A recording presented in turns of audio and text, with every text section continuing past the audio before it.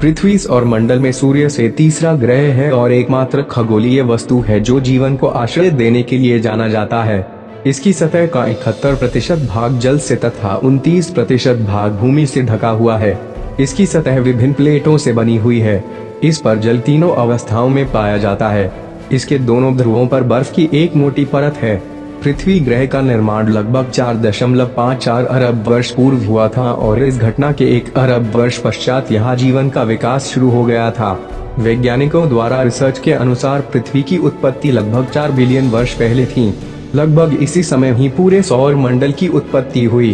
पृथ्वी का निर्माण एक गुरुत्वाकर्षण बल द्वारा सूर्य के आसपास घूर्णन करते हुए गैस तथा डस्ट के सम्मिश्रण से हुआ है।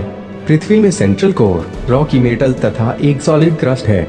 वैज्ञानिकों का मानना है कि 4 बिलियन वर्ष पहले हमारी धरती का ज्यादातर हिस्सा खौलते हुए लावा जैसा रहा होगा। बाद में जैसे जैसे लावा ठंडा होता गया, धरती के ऊपरी सतह का निर्माण होता गया। तब से पृथ्वी के जैव मंडल ने यहाँ के वायुमंडल में काफी परिवर्तन किया है।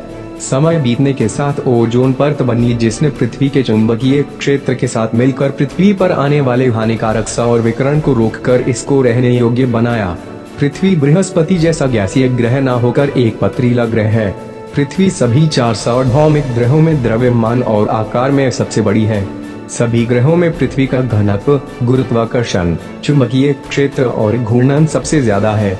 पृथ्वी न केवल मानव का अपितु अन्य लाखों प्रजातियों का भी घर है।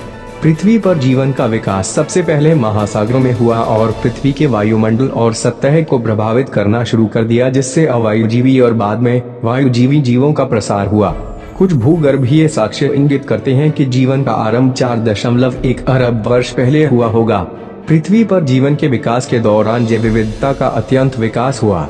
हजारों प्रजातियां लुप्त होती गई और हजारों नई प्रजातियां उत्पन्न हुई। इसी क्रम में पृथ्वी पर रहने वाली 99% से अधिक प्रजातियां विलुप्त हो चुकी हैं। सूर्य से उचित दूरी, जीवन के लिए उपयुक्त जलवायु और तापमान ने जीवों में विविधता को बढ़ाया। पृथ्वी का वायुमंडल कई परतों से बना हुआ है। नाइट्रोजन और ऑक्सीजन की मात्रा सबसे अधिक है। वायुमंडल में ओजोन गैस की एक परत है जो सूर्य से आने वाली हानिकारक पराबैंगनी किरणों को रोकती है। वायुमंडल के घने होने से इस सूर्य का प्रकाश कुछ मात्रा में प्रवर्तित हो जाता है, जिससे इसका तापमान नियंत्रित रहता है। अगर कोई उल्का पिंड पृथ्वी के वायुमंडल में प्रवेश कर जाता है तो वायु के घर्षण के कारण या तो जलकर नष्ट हो जाता है या छोटे टुकड़ों में विभाजित हो जाता है। पृथ्वी सूर्य से लगभग 15 करोड़ किलोमीटर दूर स्थित है। दूरी के आधार पर यह सूर्य से तीसरा ग्रह है। यह सौर मंडल का सबसे बड़ा चट्टानी पिंड है। पृथ्वी सूर्य का एक चक्कर 365 दिनों में पूरा करती है। यह अपने अक्ष पर लंबवत 23.5 डिग्री झुकी हुई है। इसके कारण इस पर विभिन्न प्रकार के मौसम आते हैं। अपने अक्ष पर यह 24 घंटे में एक चक्कर पूरा करती है, जिससे इस पर दिन और रात होती है। पृथ्वी की आंतरिक संरचना शल्कीय अर्थात परतों के रूप में है, जैसे प्याज के छिलके परतों के रूप में होते हैं।